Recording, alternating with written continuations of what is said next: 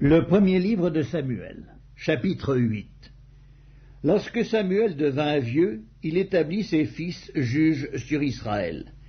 Son fils premier-né se nommait Joël, et le second Abijah. Ils étaient juges à Beer-Shéba. Les fils de Samuel ne marchèrent point sur ses traces. Ils se livraient à la cupidité, recevaient des présents et violaient la justice. Tous les anciens d'Israël s'assemblèrent et vinrent auprès de Samuel à Rama. Ils lui dirent, « Voici, tu es vieux et tes fils ne marchent point sur tes traces.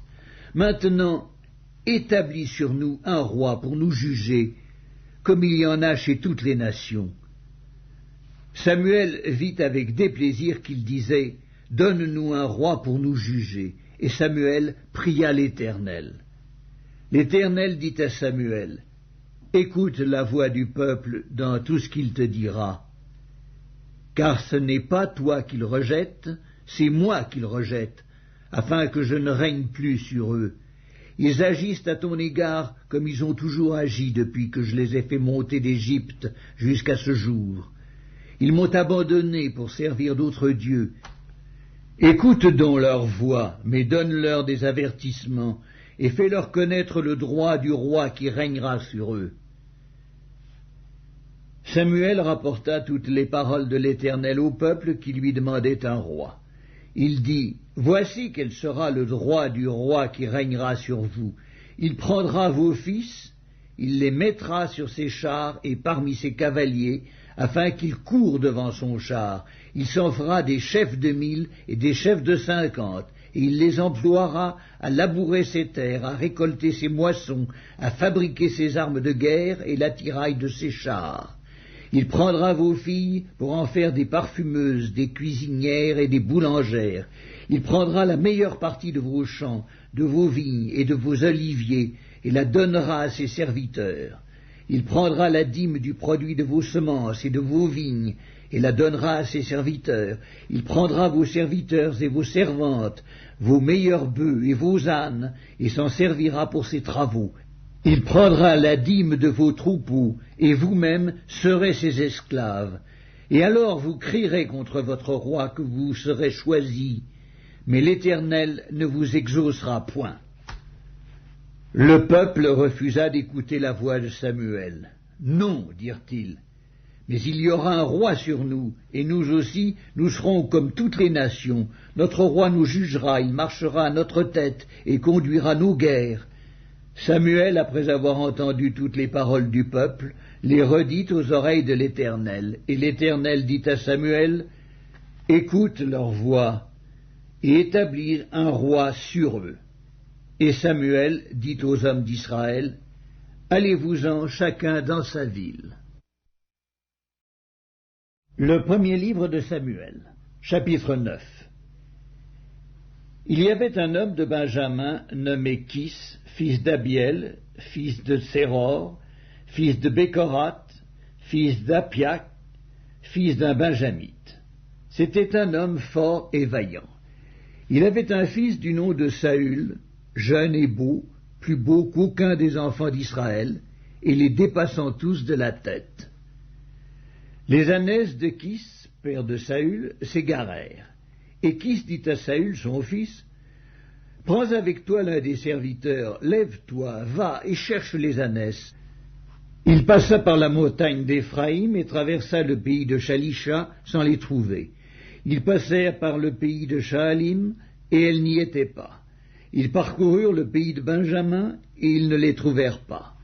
Ils étaient arrivés dans le pays de Tsuf, lorsque Saül dit à son serviteur qui l'accompagnait, « Viens, retournons, de peur que mon père, oubliant les ânesses, ne soit en peine de nous. » Le serviteur lui dit, « Voici, il y a dans cette ville un homme de Dieu, et c'est un homme considéré. Tout ce qu'il dit ne manque pas d'arriver. Allons-y donc, peut-être nous fera-t-il connaître le chemin que nous devons prendre. » Saül dit à son serviteur, « Mais si nous y allons, que porterons-nous à l'homme de Dieu ? Car il n'y a plus de provisions dans nos sacs, et nous n'avons aucun présent à offrir à l'homme de Dieu. Qu'est-ce que nous avons ? Le serviteur reprit la parole et dit à Saül, « Voici, j'ai sur moi le quart d'un sicle d'argent. Je le donnerai à l'homme de Dieu, et il nous indiquera notre chemin. » Autrefois, en Israël, quand on allait consulter Dieu, on disait « Venez et allons au voyant », car celui qu'on appelle aujourd'hui le prophète s'appelait autrefois le voyant. Saül dit à son serviteur, « Tu as raison, viens, allons. » Et ils se rendirent à la ville où était l'homme de Dieu. Comme ils montaient à la ville, ils rencontrèrent des jeunes filles sorties pour puiser de l'eau, et ils leur dirent, « Le voyant est-il ici ?» Elles leur répondirent en disant, « Oui, il est devant toi, mais va promptement, car aujourd'hui il est venu à la ville parce qu'il y a un sacrifice pour le peuple sur le haut lieu. » Quand vous serez entrés dans la ville, vous le trouverez avant qu'il monte au haut lieu pour manger, car le peuple ne mangera point qu'il ne soit arrivé, parce qu'il doit bénir le sacrifice. Après quoi les conviés mangeront. Montez donc, car maintenant vous le trouverez. Et ils montèrent à la ville. Ils étaient arrivés au milieu de la ville quand ils furent rencontrés par Samuel, qui sortait pour monter au haut lieu. Or, un jour avant l'arrivée de Saül, l'Éternel avait averti Samuel en disant, « Demain, à cette heure, je t'enverrai un homme du pays de Benjamin, et tu l'oindras pour chef de mon peuple d'Israël. Il sauvera mon peuple de la main des Philistins, car j'ai regardé mon peuple, parce que son cri est venu jusqu'à moi. » Lorsque Samuel eut aperçu Saül, l'Éternel lui dit, « Voici l'homme dont j'ai parlé. C'est lui qui régnera sur mon peuple. » Saül s'approcha de Samuel au milieu de la porte et dit, « Indique-moi, je te prie, où est la maison du voyant. » Samuel répondit à Saül, « C'est moi qui suis le voyant. Monte devant moi au haut lieu, et vous mangerez aujourd'hui avec moi. Je te laisserai partir demain, et je te dirai tout ce qui se passe dans ton cœur. Ne t'inquiète pas des ânesses que tu as perdues il y a 3 jours, car elles sont retrouvées. Et pour qui est réservé tout ce qu'il y a de précieux en Israël? N'est-ce pas pour toi et pour toute la maison de ton père? » Saül répondit, « Ne suis-je pas benjamite de l'une des plus petites tribus d'Israël? Et ma famille n'est-elle pas la moindre de toutes les familles de la tribu de Benjamin? Pourquoi donc me parles-tu de la sorte? » Samuel prit Saül et son serviteur, les fit entrer dans la salle et leur donna une place à la tête des conviés, qui étaient environ 30 hommes. Samuel dit au cuisinier, « Sers la portion que je t'ai donnée en te disant, mets-la à part. » Le cuisinier donna l'épaule et ce qui l'entoure, et il la servit à Saül. Et Samuel dit, « Voici ce qui a été réservé, mets-le devant toi et mange, car on l'a gardé pour toi lorsque j'ai convié le peuple. » Ainsi Saül mangea avec Samuel ce jour-là. Ils descendirent du haut lieu à la ville, et Samuel s'entretint avec Saül sur le toit. Puis ils se levèrent de bon matin, et dès l'aurore, Samuel appela Saül sur le toit et dit, « Viens, et je te laisserai partir. » Saül se leva, et ils sortirent tous deux, lui et Samuel. Quand ils furent descendus à l'extrémité de la ville, Samuel dit à Saül, « Dis à ton serviteur de passer devant nous. » Et le serviteur passa devant. « Arrête-toi maintenant, reprit Samuel, et je te ferai entendre la parole de Dieu. » Le premier livre de Samuel, chapitre 10. Samuel prit une fiole d'huile qu'il répandit sur la tête de Saül.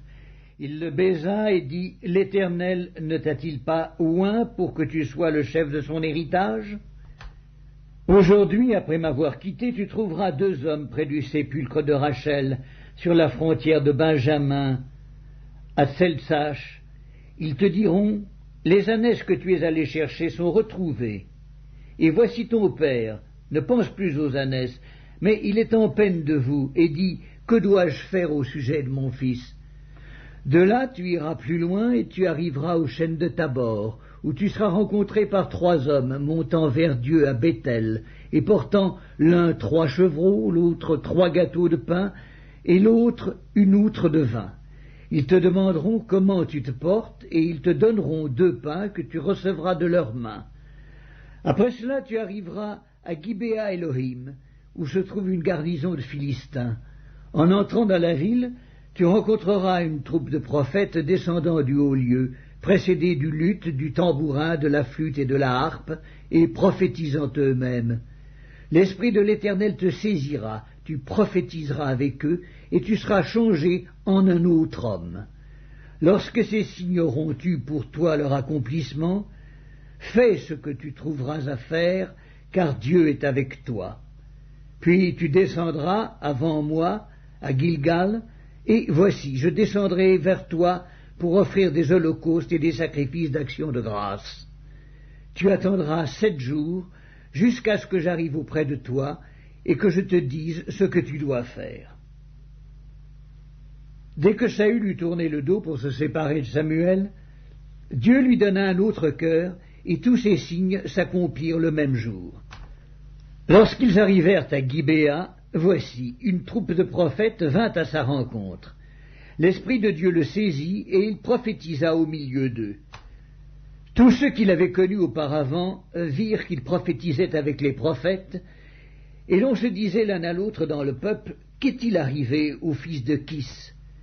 Saül est-il aussi parmi les prophètes? Quelqu'un de Gibéa répondit, et qui est leur père? De là le proverbe, Saül est-il aussi parmi les prophètes? Lorsqu'il eut fini de prophétiser, il se rendit au haut lieu. L'oncle de Saül dit à Saül et à son serviteur, « Où êtes-vous allés » Saül répondit, « Cherchez les ânesses, mais nous ne les avons pas aperçus, et nous sommes allés vers Samuel. » L'oncle de Saül reprit, « Raconte-moi donc ce que vous a dit Samuel. » Et Saül répondit à son oncle, « Il nous a assuré que les ânesses étaient retrouvées. » Et il ne lui dit rien de la royauté dont avait parlé Samuel. Samuel convoqua le peuple devant l'Éternel à Mitzpa, et il dit aux enfants d'Israël, « Ainsi parle l'Éternel, le Dieu d'Israël. J'ai fait monter d'Égypte Israël, et je vous ai délivré de la main des Égyptiens et de la main de tous les royaumes qui vous opprimaient. Et aujourd'hui, vous rejetez votre Dieu, qui vous a délivré de tous vos maux et de toutes vos souffrances, et vous lui dites, « Établis un roi sur nous. » Présentez-vous maintenant devant l'Éternel, selon vos tribus et selon vos milliers. Samuel fit approcher toutes les tribus d'Israël, et la tribu de Benjamin fut désignée.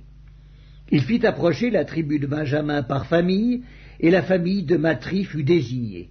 Puis Saül, fils de Kis, fut désigné. On le chercha, mais on ne le trouva point. On consulta de nouveau l'Éternel. « Y a-t-il encore un homme qui soit venu ici ?» Et l'Éternel dit, « Voici, il est caché vers les bagages. » On courut le tirer de là, il se présenta au milieu du peuple. Ils dépassaient tous de la tête. Samuel dit à tout le peuple, « Voyez-vous celui que l'Éternel a choisi?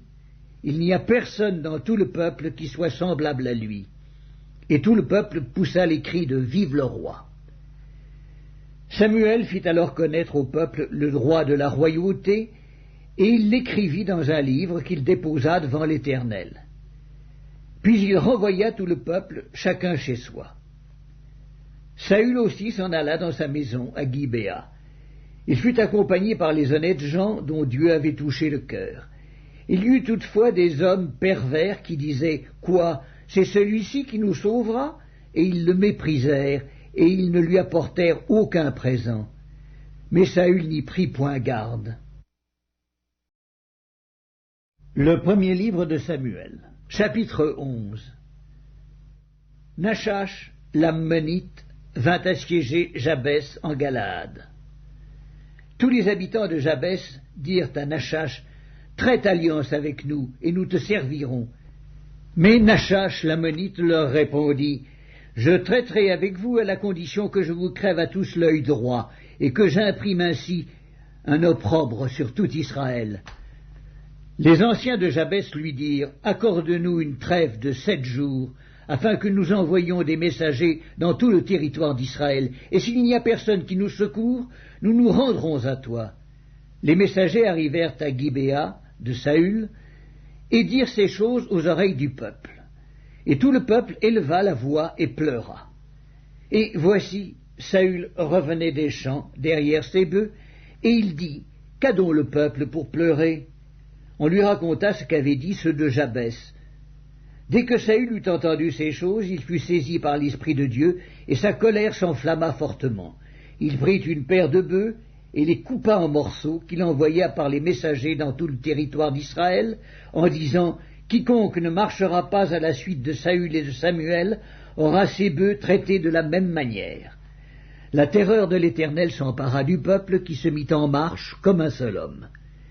Saül en fit la revue à Bézek. Les enfants d'Israël étaient 300 000, et les hommes de Juda 30 000. Ils dirent aux messagers qui étaient venus, « Vous parlerez ainsi aux habitants de Jabès en Galaad. Demain vous aurez du secours quand le soleil sera dans sa chaleur. » Les messagers portèrent cette nouvelle à ceux de Jabès, qui furent remplis de joie, et qui dirent aux Ammonites, « Demain nous nous rendrons à vous, et vous nous traiterez comme bon vous semblera. » Le lendemain, Saül divisa le peuple en 3 corps. Ils pénétrèrent dans le camp des Ammonites à la veille du matin, et ils les battirent jusqu'à la chaleur du jour. Ceux qui échappèrent furent dispersés, et il n'en resta pas 2 ensemble. Le peuple dit à Samuel, « Qui est-ce qui disait, Saül régnera-t-il sur nous? Livrez ces gens, et nous les ferons mourir. » Mais Saül dit, « Personne ne sera mis à mort en ce jour, car aujourd'hui l'Éternel a opéré une délivrance en Israël. » Et Samuel dit au peuple, « Venez, et allons à Gilgal pour y confirmer la royauté. » Tout le peuple se rendit à Gilgal, et ils établirent Saül pour roi devant l'Éternel à Gilgal. Là, ils offrirent des sacrifices d'action de grâce devant l'Éternel. Et là, Saül et tous les hommes d'Israël se livrèrent à de grandes réjouissances. Le premier livre de Samuel, chapitre 12. Samuel dit à tout Israël, « Voici, j'ai écouté votre voix dans tout ce que vous m'avez dit, et j'ai établi un roi sur vous. Et maintenant, voici le roi qui marchera devant vous. Pour moi, je suis vieux, j'ai blanchi, et mes fils sont avec vous. J'ai marché à votre tête depuis ma jeunesse jusqu'à ce jour. Me voici, rendez témoignage contre moi en présence de l'Éternel et en présence de son oint. De qui ai-je pris le bœuf? De qui ai-je pris l'âne? Qui ai-je opprimé et qui ai-je traité durement? De qui ai-je reçu un présent pour fermer les yeux sur lui? Je vous le rendrai. » Ils répondirent, « Tu ne nous as point opprimés, et tu ne nous as point traités durement, et tu n'as rien reçu de la main de personne. » Il leur dit encore, « L'Éternel est témoin contre vous, et son oint est témoin, en ce jour, que vous n'avez rien trouvé dans mes mains. » Et ils répondirent, « Ils en sont témoins. » Alors Samuel dit au peuple, « C'est l'Éternel qui a établi Moïse et Aaron, et qui a fait monter vos pères du pays d'Égypte. Maintenant, présentez-vous, et je vous jugerai devant l'Éternel sur tous les bienfaits que l'Éternel vous a accordés à vous et à vos pères.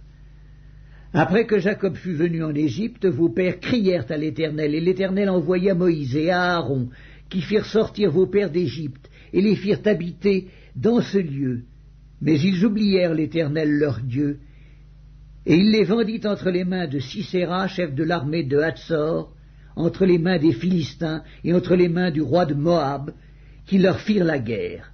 Ils crièrent encore à l'Éternel et dirent, « Nous avons péché, car nous avons abandonné l'Éternel, et nous avons servi les Baals et les Astartés. Délivre-nous maintenant de la main de nos ennemis, et nous te servirons. » Et l'Éternel envoya Jérub-Baal et Bedan et Jephthé et Samuel, et il vous délivra de la main de vos ennemis qui vous entouraient, et vous demeurâtes en sécurité. Puis, voyant que Nachash, roi des fils d'Ammon, marchait contre vous, vous m'avez dit, « Non, mais un roi régnera sur nous. » Et cependant l'Éternel, votre Dieu, était votre roi. Voici donc le roi que vous avez choisi, que vous avez demandé. Voici, l'Éternel a mis sur vous un roi. Si vous craignez l'Éternel, si vous le servez, si vous obéissez à sa voix, si vous n'êtes point rebelle à la parole de l'Éternel, vous vous attacherez à l'Éternel, votre Dieu, vous et le roi qui règne sur vous. Mais si vous n'obéissez pas à la voix de l'Éternel, et si vous êtes rebelle à la parole de l'Éternel, la main de l'Éternel sera contre vous, comme elle a été contre vos pères.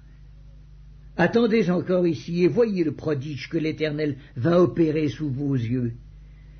Ne sommes-nous pas à la moisson des blés? J'invoquerai l'Éternel, et il enverra des tonnerres et de la pluie.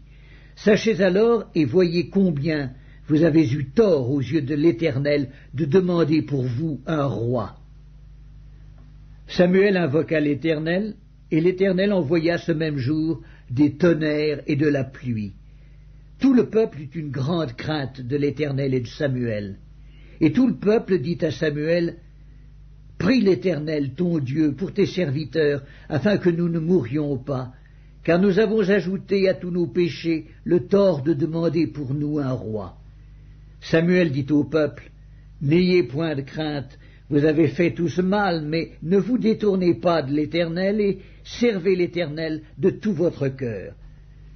Ne vous en détournez pas, sinon vous iriez après des choses de néant qui n'apportent ni profit ni délivrance, parce que ce sont des choses de néant. L'Éternel n'abandonnera point son peuple à cause de son grand nom, car l'Éternel a résolu de faire de vous son peuple. Loin de moi aussi de pécher contre l'Éternel, de cesser de prier pour vous. Je vous enseignerai le bon et le droit chemin. Craignez seulement l'Éternel et servez-le fidèlement de tout votre cœur, car voyez quelle puissance il déploie parmi vous. Mais si vous faites le mal, vous périrez, vous et votre roi. Le premier livre de Samuel, chapitre 13. Saül était âgé de 2 ans lorsqu'il devint roi, et il avait déjà régné 2 ans sur Israël. Saül choisit 3000 hommes d'Israël, 2000 étaient avec lui, à Michmash et sur la montagne de Béthel, et 1000 étaient avec Jonathan, à Gibéa de Benjamin. Il renvoya le reste du peuple, chacun à sa tente. Jonathan bâtit le poste des Philistins qui était à Géba, et les Philistins la prirent. Saül fit sonner de la trompette dans tout le pays, en disant « Que les Hébreux écoutent !» Tout Israël entendit que l'on disait « Saül a battu le poste des Philistins, et Israël se rend odieux aux Philistins. » Et le peuple fut convoqué auprès de Saül à Gilgal. Les Philistins s'assemblèrent pour combattre Israël. Ils avaient 1000 chars et 6000 cavaliers, et ce peuple était innombrable comme le sable qui est sur le bord de la mer. Ils vinrent camper à Michmash, à l'orient de Beth-Aven. Les hommes d'Israël se virent à l'extrémité, car ils étaient serrés de près, et ils se cachèrent dans les cavernes, dans les buissons, dans les rochers, dans les tours et dans les citernes. Il y eut aussi des Hébreux qui passèrent le Jourdain pour aller au pays de Gad et de Galaad. Saül était encore à Gilgal, et tout le peuple qui se trouvait auprès de lui tremblait. Il attendit 7 jours, selon le terme fixé par Samuel. Mais Samuel n'arrivait pas à Gilgal, et le peuple se dispersait loin de Saül. Alors Saül dit, « Amenez-moi l'holocauste et les sacrifices d'action de grâce. » Et il offrit l'holocauste. Et comme il achevait d'offrir l'holocauste, voici, Samuel arriva, et Saül sortit au-devant de lui pour le saluer.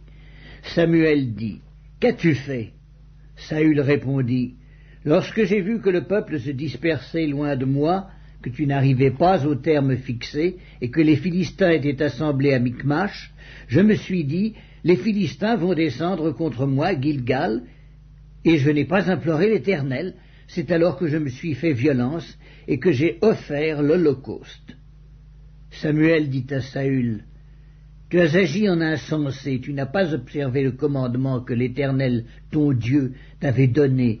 L'Éternel aurait affermi pour toujours ton règne sur Israël, et maintenant ton règne ne durera point. » L'Éternel s'est choisi un homme selon son cœur, et l'Éternel l'a destiné à être le chef de son peuple, parce que tu n'as pas observé ce que l'Éternel t'avait commandé. » Puis Samuel se leva et monta de Gilgal à Gibéa de Benjamin.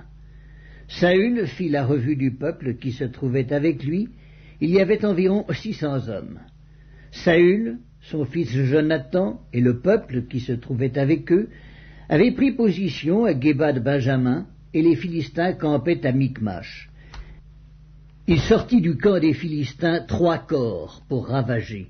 L'un prit le chemin d'Ophra vers le pays de Shual, l'autre prit le chemin de Béthoron, et le troisième prit le chemin de la frontière qui regarde la vallée de Tséboïm du côté du désert. On ne trouvait point de forgerons dans tout le pays d'Israël, car les Philistins avaient dit « Empêchons les Hébreux de fabriquer des épées ou des lances. » Et chaque homme en Israël descendait chez les Philistins pour aiguiser son soc, son hoyau, sa hache et sa bêche, quand le tranchant des bêches, des hoyaux, des tridents et des haches était émoussé, et pour redresser les aiguillons. Il arriva qu'au jour du combat, il ne se trouvait ni épée ni lance entre les mains de tout le peuple, qui était avec Saül et Jonathan. Il ne s'en trouvait qu'auprès de Saül et de Jonathan son fils. Le premier livre de Samuel, chapitre 14. Un jour, Jonathan, fils de Saül, dit au jeune homme qui portait ses armes, « Viens et poussons jusqu'au poste des Philistins qui est de l'autre côté. » Et il n'en dit rien à son père. Saül se tenait à l'extrémité de Gibéa, sous le grenadier de Migron, et le peuple qui était avec lui formait environ 600 hommes. Akija, fils d'Akitub, frère d'Ikabod, fils de Phiné, fils d'Éli, sacrificateur de l'Éternel à Silo, portait l'éphod. Le peuple ne savait pas que Jonathan s'en fût allé. Entre les passages par lesquels Jonathan cherchait à arriver au poste des Philistins, il y avait une dent de rocher d'un côté et une dent de rocher de l'autre côté, l'une portant le nom de Botsets et l'autre celui de Séné.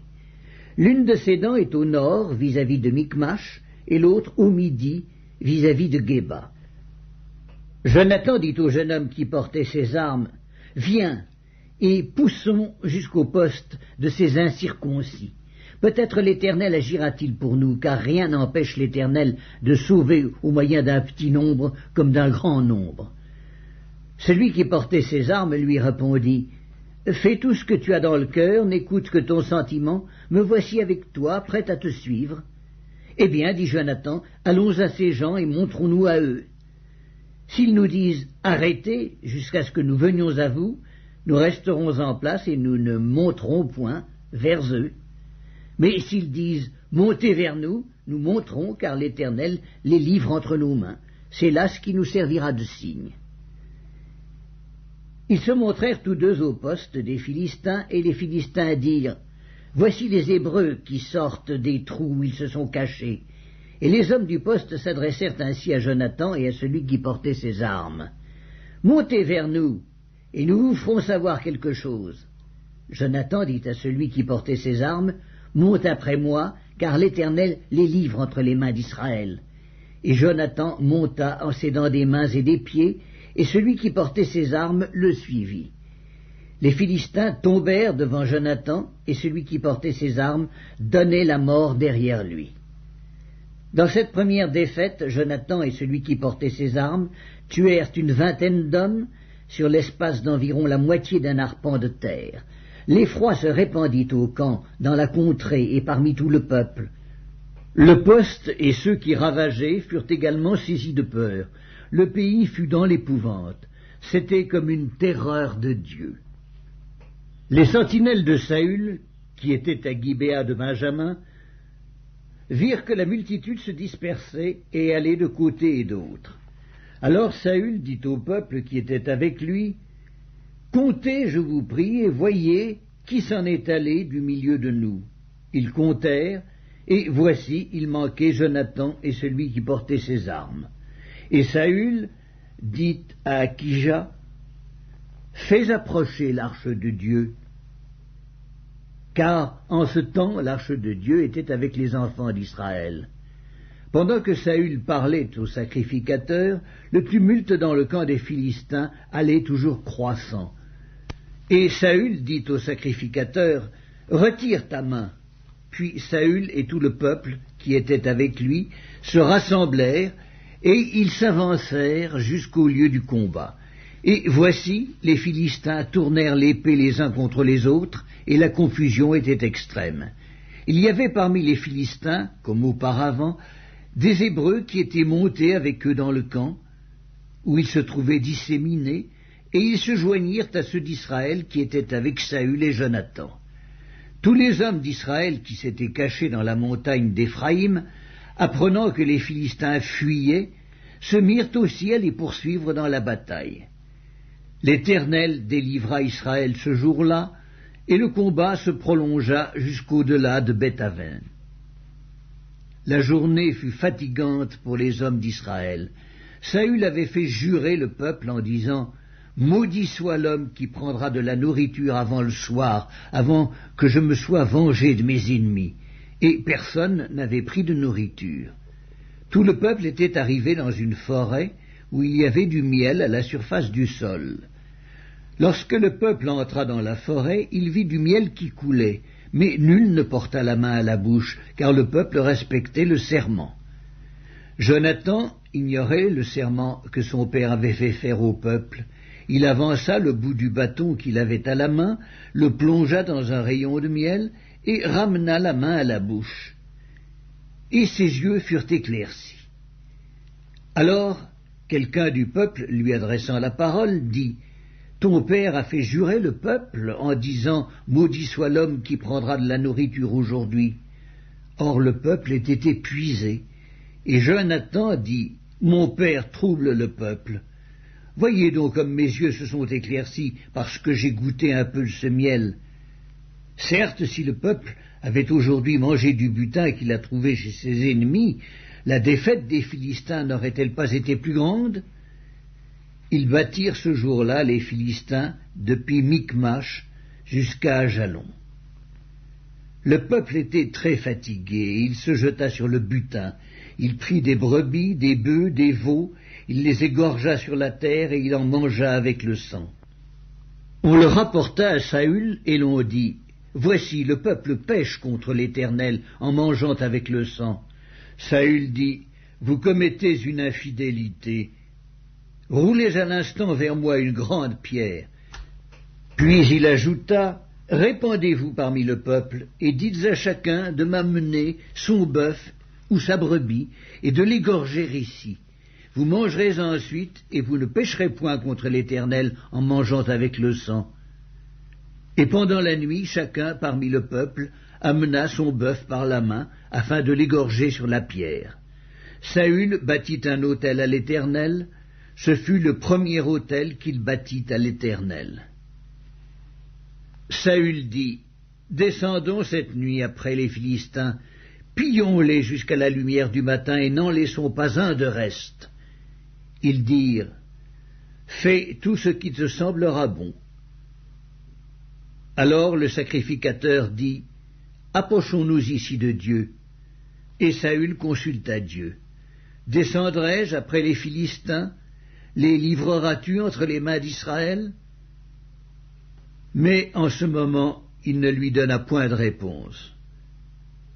Saül dit « Approchez ici, vous tous, chefs du peuple, recherchez et voyez comment ce péché a été commis aujourd'hui, car l'Éternel, le libérateur d'Israël, est vivant.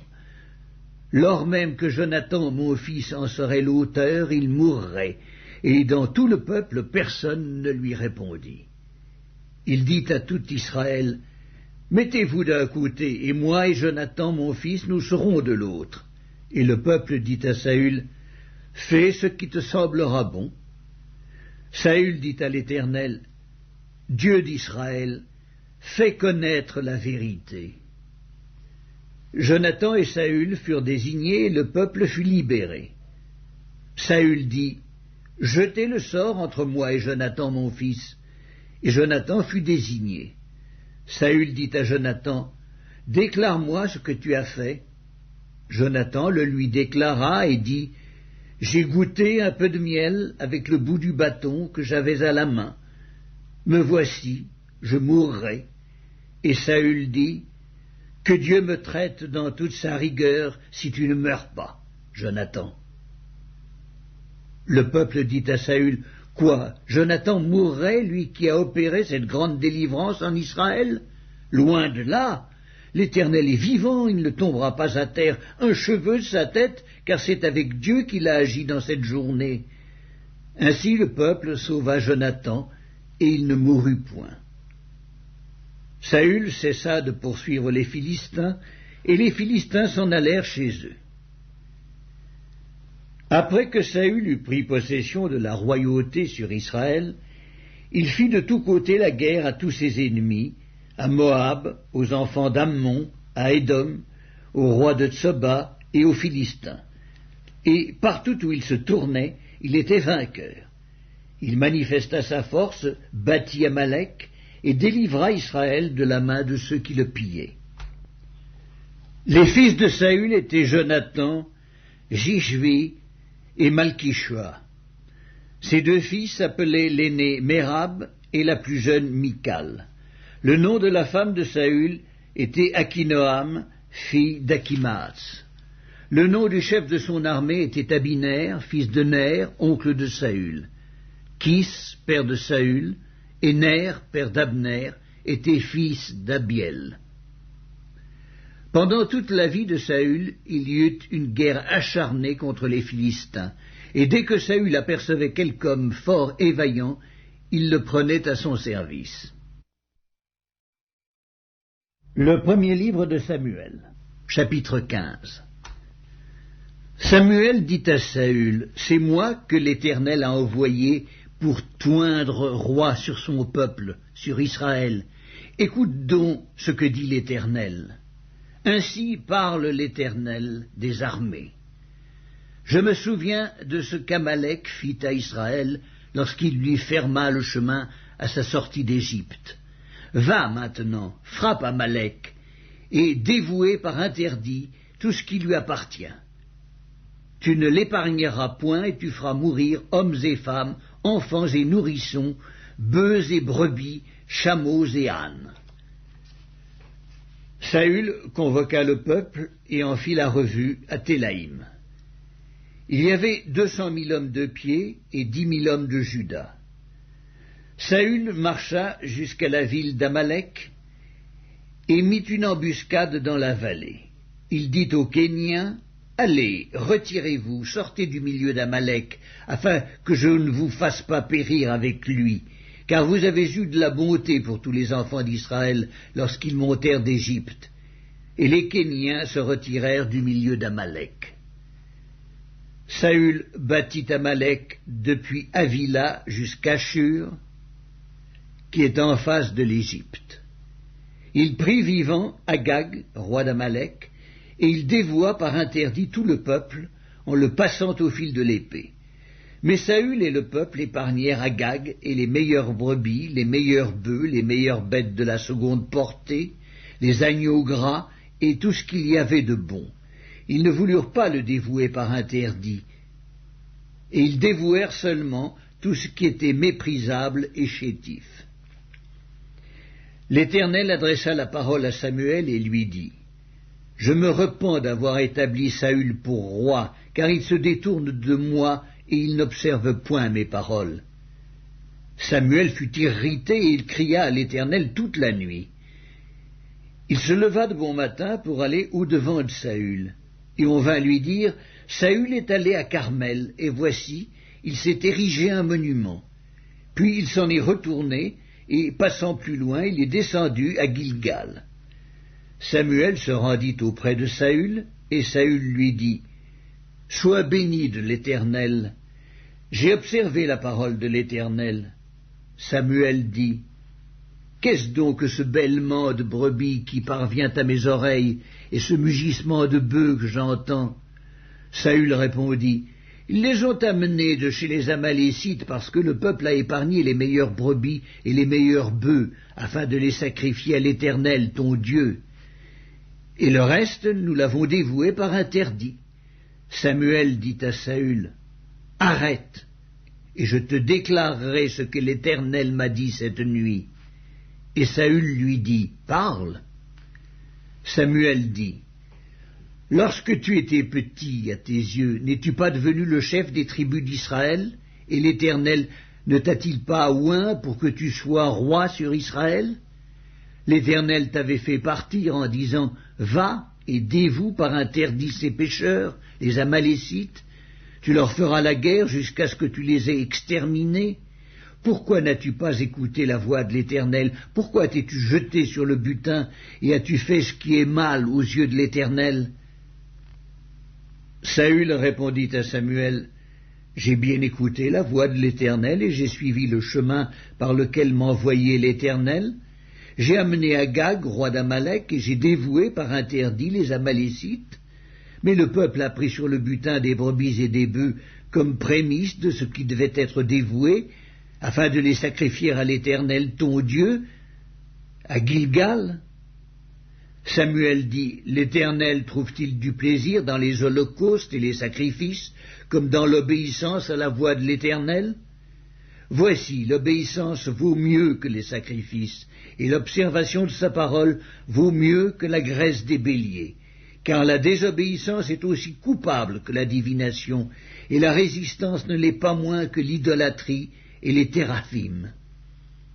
Puisque tu as rejeté la parole de l'Éternel, il te rejette aussi comme roi. » Alors Saül dit à Samuel, « J'ai péché, car j'ai transgressé l'ordre de l'Éternel, et je n'ai pas obéi à tes paroles. Je craignais le peuple, et j'ai écouté sa voix. Maintenant, je te prie, pardonne mon péché, reviens avec moi, et je me prosternerai devant l'Éternel. » Samuel dit à Saül, « Je ne retournerai point avec toi, car tu as rejeté la parole de l'Éternel, et l'Éternel te rejette, afin que tu ne sois plus roi sur Israël. » Et comme Samuel se tournait pour s'en aller, Saül le saisit par le pan de son manteau, qui se déchira. Samuel dit, « L'Éternel déchire aujourd'hui de dessus toi la royauté d'Israël, et il la donne à un autre, qui est meilleur que toi.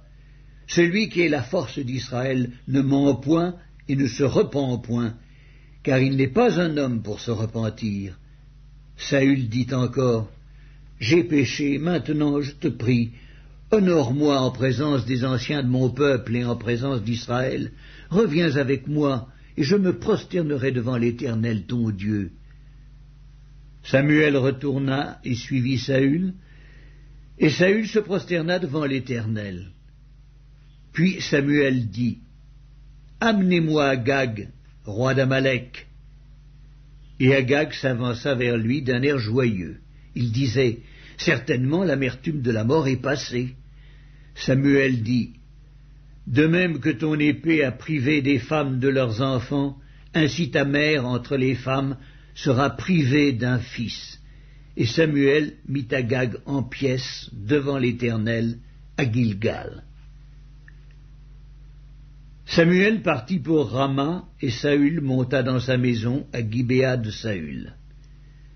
Samuel n'alla plus voir Saül jusqu'au jour de sa mort, car Samuel pleurait sur Saül, parce que l'Éternel se repentait d'avoir établi Saül roi d'Israël.